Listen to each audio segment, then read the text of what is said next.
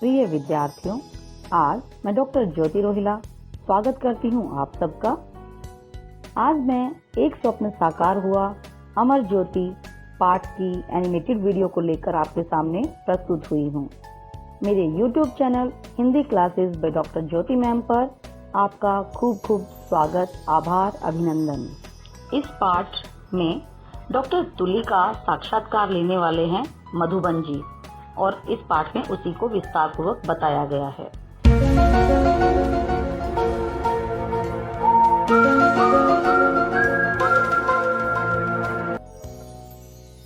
Doctor तुली पद्मश्री से सम्मानित, आंखों से टपकते वात्सल्य वाली, आत्मविश्वास से भरे चेहरे वाली एक ऐसी व्यक्तित्व हैं जिनका साक्षात्कार लेने वाले मधुबन जी अमर ज्योति के बारे में उनसे पूछने के लिए आते हैं।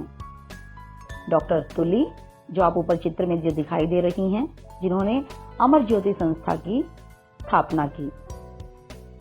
मधुबन जी का प्रश्न, अमर ज्योति आरंभ करने का विचार आपको कैसे आया? डॉक्टर तुली, 1962 में मेरे भाई का मोटरसाइकिल पर जाते हुए ट्रक के साथ एक्सीडेंट हो गया।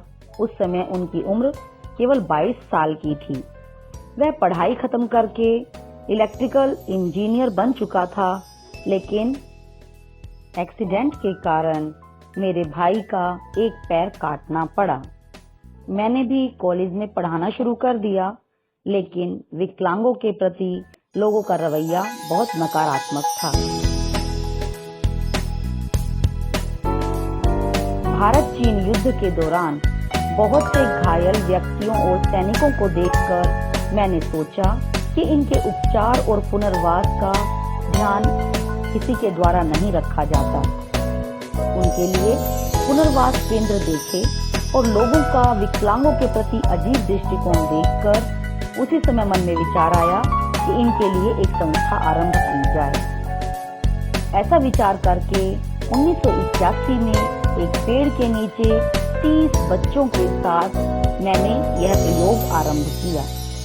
हमने यह संस्था शारीरिक रूप से अक्षम और सक्षम दोनों प्रकार के बच्चों के लिए आरंभ की। इसमें अस्थि विकलांगता वाले, दृष्टि बाधित, सीमित बुद्धि वाले, श्रवण बाधित, सीखने की समस्या वाले बहुत से बच्चों को इसमें दाखिला दिया गया।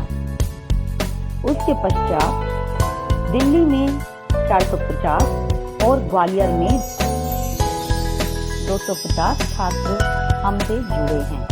हमारे कार्यकर्ता समाज के इन वर्ग के बच्चों को बहुत सारी व्यावसायिक शिक्षा प्रदान करते हैं। इनको e learning, spoken English, fashion designing, गहने बनाना, फैशन और बेकरी, बिजली का काम आदि बहुत सारा काम इनको सिखाया जाता है। हमारे बच्चे सांस्कृतिक कार्यक्रमों और खेल कूद में भी बढ़ चढ़कर भाग लेते हैं। शहर के कई उत्सवों में इन बच्चों की पूरी भागीदारी होती है। पहिए वाली कुर्सी पर बैठकर की गई इन बच्चों की नृत्य प्रस्तुति तो विदेशों में भी सराही जाती है। इन बच्चों से हम क्या सीख सकते हैं डॉक्टर तुली जी? सर, मधुबन के इस प्रश्न पर तुली जी कहती हैं कि सबसे पहले हम चाहते हैं कि ये समाज की मुख्य धारा से जुड़े, इस कार्य को समाज भी अपना कर्तव्य समझे, इन पर दया न करके इनको इनका हक प्रदान किया जाए। सार्वजनिक स्थानों पर इनको बहुत सारी सुविधाएं प्रदान की जाएं। 26 जनवरी 1995 की गणतंत्र परेड में इन बच्चों ने एक ट्रेलर पर तो भांगड़ा नृत्य भी प्रस्तुत किया था। इसके बाद कई बार परेड का हिस्सा बने। इनको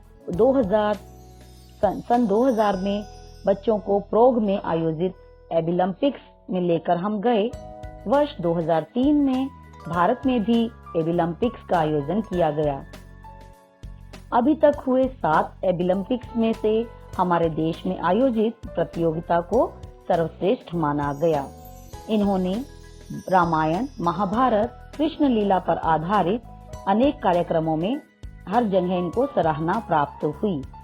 अक्टूबर 2010 में हुए कॉमनवेल्थ गेम्स में हमारे छात्रों ने बढ़ चढ़कर हिस्सा लिया। इनका अमर ज्योति के लगभग 150 छात्र और कार्यकर्ताओं ने भांगड़ा और व्हील चेयर पर नृत्य प्रस्तुत किया। इन बच्चों ने साबित कर दिया कि वे किसी से कम नहीं हैं। समान अवसर और पूर्ण भागीदारी मिलने से उनके लिए कुछ भी असंभव नहीं है।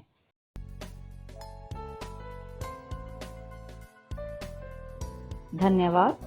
आशा करती हूँ आपको यह मेरी वीडियो पसंद आई होगी और पाठ को समझने में यह आपके लिए सहायक सिद्ध होगी।